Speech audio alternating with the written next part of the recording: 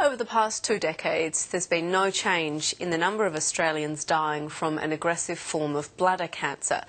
About 3,000 Australians are diagnosed with the disease every year, and if detected late, it's one of the hardest cancers to treat. Frustration over a lack of reliable and publicly available information has inspired an unlikely alliance between a bladder cancer survivor and his treating surgeon. Together, they've created a new national charitable foundation to empower patients and raise awareness. Musician Tony Moore realised something was wrong 6 years ago. I noticed that my urine was sitting a little bit heavier in the toilet bowl, but I didn't feel unwell, so, I just kept going on with life. A man and a former smoker, he's among those at highest risk of developing bladder cancer.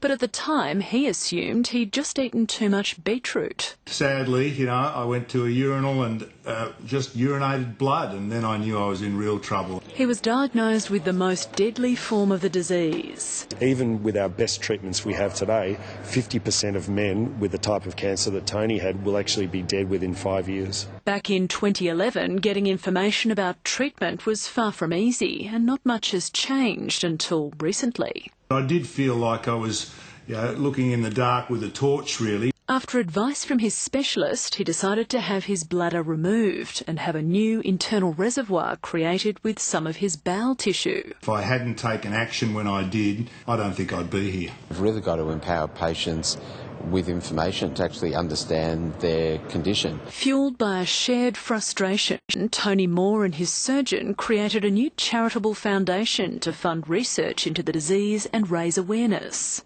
Bladder cancer, we have made no progress in survival in the last 15 years. They've also created a free information resource for Australian patients and healthcare providers, launched today in Canberra. Getting really good, reliable, unbiased information is really the way forwards for patients, and that's why this initiative is so important. The site's already proving popular, paving the way for more lives to be saved. Adrian Francis, ABC News, Canberra.